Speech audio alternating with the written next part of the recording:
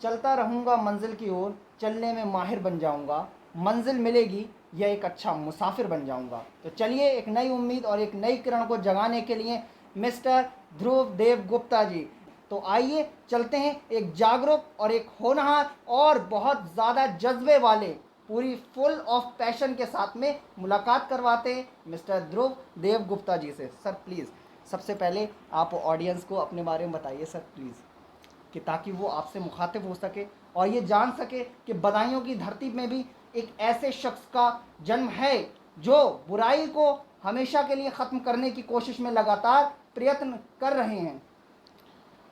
ध्रुवदेव गुप्ता है नाम मेरा, और मैं इस बदायूं की सरजमी से आप सभी को अपना नमस्कार, आदाब, एहतराम करता हूं।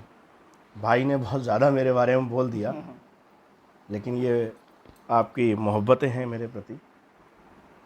मैं ज़्यादा कुछ अपने बारे में नहीं बताना पाऊँगा, क्योंकि मेरा काम बोलता है। मेरे जज्बे के जो लोग मेरे से जुड़े हैं, जो मुझे जानते हैं, जिन लोगों ने अब तक मेरे बारे में जितना भी जाना है या मैं जो भी कुछ कर पाया हूँ, मैं बहुत ये समझता हूँ समुद्र में की बूंद से भी बहुत कम कर पाया हूँ। मेरी बस एक ही चाहत है कि मेरे मरने के बाद लोग मुझे याद रखें। क्या बात है। कम से कम थोड़ा बहुत तो याद रखें। बस उसी को करने के लिए कुछ सोचता हूँ कि कुछ मेरे हाथ से, कुछ मेरे शरीर से, कुछ मेरे अपने साथियों के साथ कुछ हो जाए ऐसा जो ध्रुव मरने के 100 साल तक याद किया जाए। क्या बात है।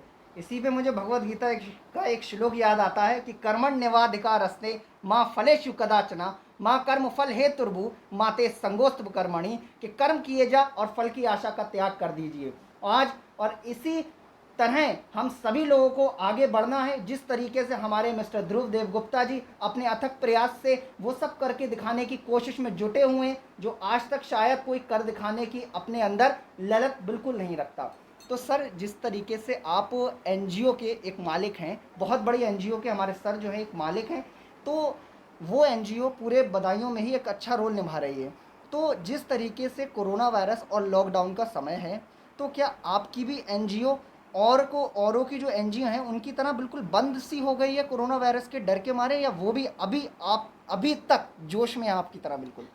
मई की 1 तारीख है, 2021 चल रही है। बताना ज़रूरी है, हो सकता है कोई आप में से ये कह दे कि वीडियो बहुत पुरानी है। तो मैं आपको बताऊं, ये जो लॉकडाउन का समय चल रहा है, ये विषम परिस्थितियां वैश्विक महामारी कोविड-19 कोरोना वायरस की हैं। उससे जितना डर जो है इस बात का है कि हम किसी से बात ना करें, हम किसी से छुए ना, किसी से बोलचाल ना करें, ऐसा संभव नहीं। लेकिन फिर भी एहतियात रखना पड़ेगा। मैंने तमाम सोशल मीडिया पे वीडियोस देखी, न्यूज़ चैनल्स लगातार कह रहे हैं, हमारे देश के प्रधानमंत्री भी बोल रहे हैं, तमाम एक्सपर्ट्स की राय आ रही हैं। उससे ये एक जो माहौल बना है वो सुधारात्मक प्रक्रिया की दृष्टि से सिर्फ विचारों तक सीमित रह गया है। मेरा मानना ये धरातल पे जो वर्कआउट होने चाहिए थे, धरातल पे जो काम होने चाहिए थे, वो धरातल पे काम अगर ये वैश्विक महामारी अगर हमारे नेताओं को, हमारे उन समाज सेवियों को और हमारे उन पूंजीपतियों को, हमारे और सिस्टम को सिखा दे कि कोई हादसा हो जाए उसके बाद हम सुधरें, तो मैं समझता हूँ बहुत गलत होगा। बिल्कुल। आज बहुत देरी के बाद हमको ये एहसास हुआ कि ऑक्सीजन के प्लांट्स की भी ज़रूरत है। जी बिल्कुल। कितनी बड़ी विडंबना है, 600 करोड़ रुपए का हॉस्पिटल बन गया बदायूं जनपद के अंदर, मेडिकल कॉलेज बन गया और एक छोटा सा प्लांट नहीं लग पाया। आज कोई लगाना चाह रहा है तो प्रशासन उसमें अवरोध उत्पन्न कर रहा है। खैर वो राजनीति की तरफ जाती है बात, हो सकता है क्या आपस में क्या हो, लेकिन मेरा मानना यह है कि आज बदायूं जनपद के सारे नेताओं को, सारे समाज सेवियों को, तमाम व्यापारी वर्ग को, उद्योगपतियों को एक होना चाहिए और ऑक्सीजन प्लांट के लिए जो भी मदद कर सकते हैं, ऑक्सीजन के लिए जो भी मदद कर सकते हैं वो करनी चाहिए। मेरा मानना ये है। और क्योंकि मैं बात पूरे इंटरनेशनल लेवल की नहीं कर सकता, मैं नेशनल लेवल की ज़्यादा बात नहीं करूँगा। मैं अभी बदायूं में बैठा हूँ, मैं यहाँ की परिस्थितियों को, जब मैं अपना घर नहीं संभाल सकता तो मैं बाहर की बात कैसे करूँ? क्या बात है। मैं क्या चैलेंज करूँ मोदी जी को क्या चैलेंज करूं विपक्ष को, क्या किससे कहूं, जब मैं अपने आप को नहीं सर्वाइव कर पा रहा हूं। सही बात है। लोग बड़ी बड़ी डींगे हाँक रहे हैं कि इसने वो कर दिया, इसने वो कर दिया, ये ऐसा है वो वैसा है। भाई आप क्या कर रहे हैं? ये बात अलग है, मैं मानता हूँ ये भी ज़रूरी है कि अपनी जान सबसे ज़्यादा सेफ्टी, जान से ज़्यादा बड़ी जो सुरक्षा से बड़ी कुछ नहीं है। लेकिन फिर भी आप अंदर से बैठ कर सिर्फ मोबाइल को लेकर उसमें जो है गलत नेगेटिव थॉट्स फैला रहे हैं। अरे पॉजिटिविटी फैलाइए, पॉजिटिविटी दीजिए लोगों को, आस पड़ोस के लोगों को थोड़ा सा इंक्रीज़ करिए। आप उनके हौसलों को और गिरा रहे हैं। तो मेरा थोड़ा सा निवेदन ये है कि बदायूं जनता की आवाम से, बदायूं जनता की उन सभी जनप्रतिनिधियों से कि कृपया करके कुछ भी करें, कैसे भी करें, हमारी जनता को राहत देने वाले मैसेजेस, हमारी जनता को राहत देने वाले व्यूज़ आप ज़रूर जो है सोशल मीडिया पे अपने दें, जिससे हमें लगे कि आप हमसे कनेक्टेड हैं, हम आपसे कनेक्टेड हैं। हमारे पास कोई और सहारा नहीं है। घर से बाहर निकलते हैं तो मास्क लगा रहे हैं, डर रहे हैं, जूझ रहे हैं। त्यौहार ख़त्म हो गए, राजनीति का समावेश इतना ज़्यादा है कि बताइए कि इधर एक तरफ आप लॉकडाउन लगाते हैं, एक तरफ रैलियाँ कर रहे हैं, एक तरफ लॉकडाउन लगाते हैं, एक तरफ आप चुनाव के वोट पड़वा रहे हैं, वोट खुलवा रहे हैं। पता नहीं क्या हो रहा है। अब इस चीज़ पे अगर कह देंगे तो बस हम बुरे हो जाएंगे। हाँ बिल्कुल, बहुत सारी कमेंटें आना शुरू हो जाएंगी कि ये क्या हाँ, हो रहा है। दैट्स वाई से।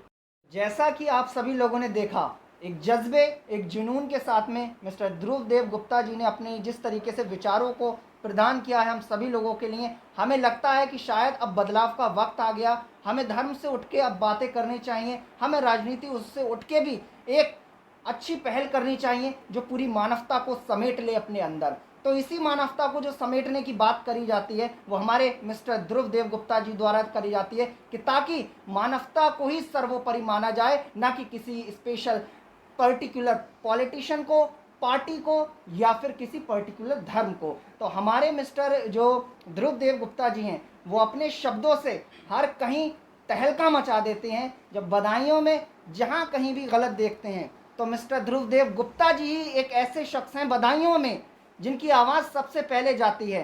सर प्लीज़ एनजीओ का नाम बताइए अपनी। मेरा संगठन है जो राष्ट्रीय लेवल पर रजिस्टर्ड है, युवा मंच संगठन है। बदायूं जनपद में लगभग 22,000 से ज़्यादा युवा इसमें वर्कआउट हैं, सदस्यता ले रखी है। तमाम पदाधिकारी, तमाम सदस्य, शबाब, संरक्षक, शुभचिंतक, काफ़ी लोग ऐसे हैं जो हम लोगों को बल देते हैं, जिनसे हम प्रेरणा लेते हैं, जिनसे हम इंक्रीज़ होते हैं कि उसका अगर कहा जाए तो मैं उन्हीं की वजह से वर्कआउट कर पाता हूँ। अकेला मैं क्या वर्कआउट करूँगा? ठीक है, मैंने एक RTI डाली थी लगभग 1 साल पहले, तो 7213 संगठन जो बदायूं जनपद के अंदर रजिस्टर्ड आए थे सोसाइटी में। मैंने 7213 सोसाइटी और संगठन, संस्था, समिति, ये सब रजिस्टर्ड हैं बदायूं जनपद के अंदर।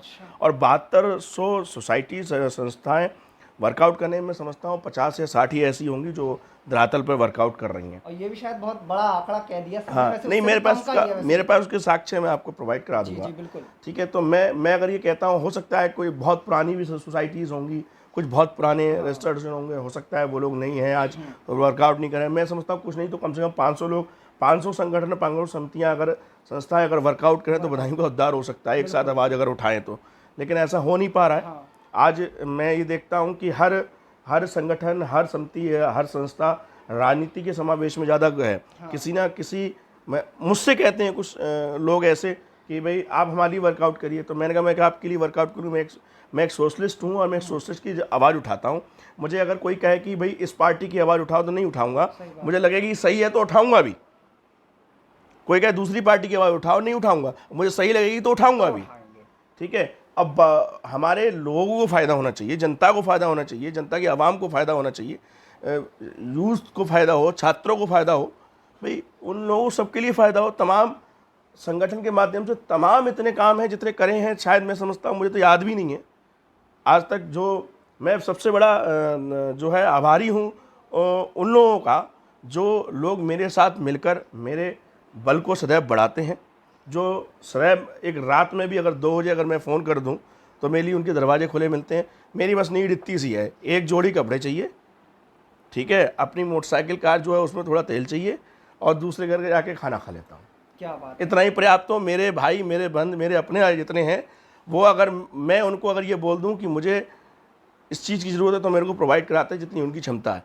उसी तरीके से मेरा भी कर्तव्य है, मैं उनके लिए हर वक्त 24 घंटे तैयार रहता हूँ। उनकी मात्र 1-2 कॉलों पर ही मैं उनके पास पहुँचता हूँ। जो भी उनकी समस्या होती हैं समाधान करता हूँ। कोशिश ये करता हूँ और उसमें सहयोग मैं उनका भी मांगता हूँ जो जनप्रतिनिधि होते हैं।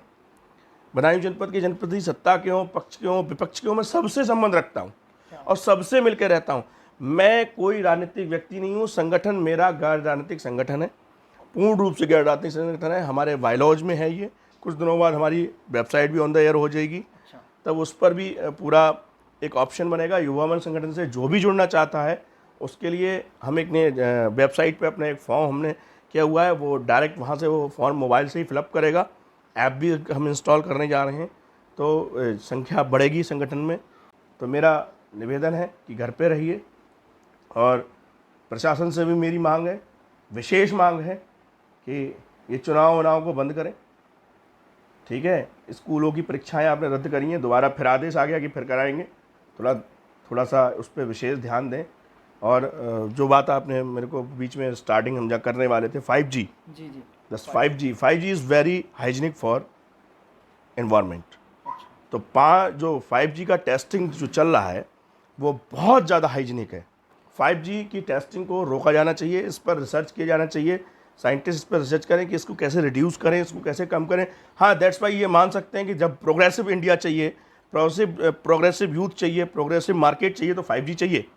लेकिन जान से समझौता करके 5G लें तो दैट्स नॉट गुड। चिड़िया मरी, संदेश दिया पहले प्रकृति ने, पेड़ सूखने लगे, फिर संदेश दिया प्रकृति ने, सुनामी आई, तमाम युद्ध वार होती हैं, उसमें तमाम चीज़ें होती, लेकिन लोग समझे नहीं। अब जब लाशें गिरने लगीं तब समझ में आया, फिर ऑक्सीजन कम पड़ गई, अब डॉक्टर कम पड़ रहे हैं, हॉस्पिटल कम पड़ रहे हैं, बेड कम पड़ रहे हैं, जहाँ चिता जलाई जा रही हैं वो जगह कम पड़ रही है, लकड़ियाँ कम पड़ रही हैं। एम्बुलेंस वाला 20,000 रुपये ले रहा है 3 किलोमीटर जाने के लाश को लेके, हैं। वहाँ जब लाश जलाई जा रही तो 5,000 रुपये ले रहा है लाश जलाने वाला। बॉडी परिवार वाले छू नहीं रहे हैं, वो जो बॉडी लेके जाता है, बॉडी उतारता है, वो ले रहा है 1,500 रुपये। पैसे का खेल चल रहा है देश पे। बॉर्डर पे मैंने एक वीडियो देखी, देश पे एक बॉर्डर का सिपाही अपने लेफ्टिनेंट कर्नल फादर को उनका कोरोना से देहांत हो गया, तो उनको जलाने के लिए एक हॉस्पिटल प्रयागराज से चला, उसने एम्बुलेंस वाले ने जो है 8,000 रुपये लिए 3 किलोमीटर के। फिर वो शमशान घाट पे गंगा किनारे पहुंचता है तो उसकी बॉडी निकालने के लिए 500 रुपये लिए गए, बॉडी उठाने के। लकड़ी वाले ने लिए 5,000 रुपये लकड़ी देने के, 1,000 रुपये लिए वहाँ शमशान घाट पर बैठे हुए व्यक्ति ने चिता जलाने के। तो वो 25,000 रुपये की बॉडी जली। 25,000 रुपये की बॉडी जली। अब वो देश का सैनिक जो बॉर्डर पे है, इस देश के प्रशासन को क्या हो गया है, क्यों नहीं सोचता कि क्या हो रहा है। तो बहुत विषम परिस्थिति है, बहुत ज़्यादा सिस्टम डालो। एक विधायक लेटर लिखते हैं कि मेरे को दिल्ली में बेड चाहिए, विधायक लेटर लिखता है अभी, अपने मुख्यमंत्री को विधायक लेटर लिख रहा है कि मेरे को बेड चाहिए। प्रॉब्लम ये नहीं कि सरकार चाहे कोई भी होती, आज भाजपा है, समाजवादी होती, बसपा होती, आप पार्टी होती, कांग्रेस होती, कोई भी होती, सारे फेस करते हैं। समस्या सरकार की नहीं है, समस्या व्यवस्थाओं की है। हमने कभी सोचा ही नहीं कि हम क्या कर रहे हैं। सरकार ने कुछ नहीं बिगाड़ा है, सरकारें कभी नहीं बिगाड़ती, कभी कभी हम लोग भी उसके लिए दोषी होते हैं। हम भी बिगाड़ रहे हैं। रात में 2 बजे सोना कभी हुआ ही नहीं करता था कि 2 बजे सो रहे हैं, कभी नहीं सोते थे। ये सारा मोबाइल आ गया तो हम 2 बजे सो रहे हैं, टीवी आ गया तो IPL देख रहे हैं। ठीक है, तमाम चीज़ें ऐसी जो व्यवस्थाएं बिगड़ी हैं, ठीक है, तो उस चीज़ के लिए क्या कर सकते हैं, नियम बनाने पड़ेंगे। नियम आप घर में नहीं बनाएंगे, आप झेलेंगे। तो मैं भी इस चीज़ पर अनुसरण कर रहा हूँ और मैंने अपनी एक टाइम टेबल शेड्यूल बनाया है और उस पर वर्कआउट करने का पूरी कोशिश कर रहा हूँ, कर भी रहा हूँ। तो मेरा मानना ये है कि यूथ जो है, आप लोग थोड़ा सा इस बात पे ध्यान दें, टाइम टेबल से चलें, टाइम टेबल से उठें।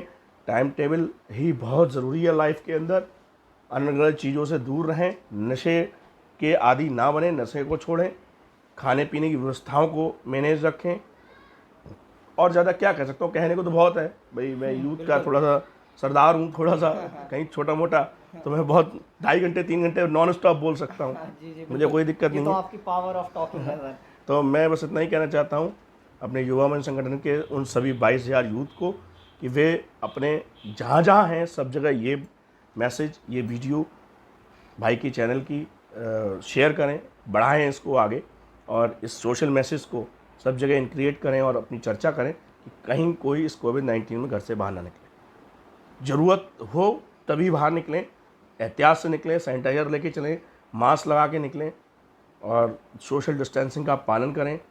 बस इसी के साथ मैं अपनी बात को विराम देता हूँ। जी बिल्कुल, बहुत बहुत धन्यवाद कि सर आपने अपना कीमती समय हमारे इस चैनल को दिया। उम्मीद करता हूँ, आशा करता हूँ कि आप सभी लोग इस चीज़ को समझ गए होंगे और जल्दी ही एक नई मुलाकात एक नए चेहरे से करवाएंगे, जो एक नई उम्मीद और एक नई किरण को जगाने के लिए। तो चलते चलते एक बार आप सभी लोगों से कहते चलते हैं कि सफ़र में धूप तो होगी, जो चल सको तो चलो, सभी हैं भीड़ में तुम भी निकल सको तो चलो। अब किसी के वास्ते राहें कहाँ बदलती हैं, तुम अपने आप को खुद ही बदल सको तो चलो।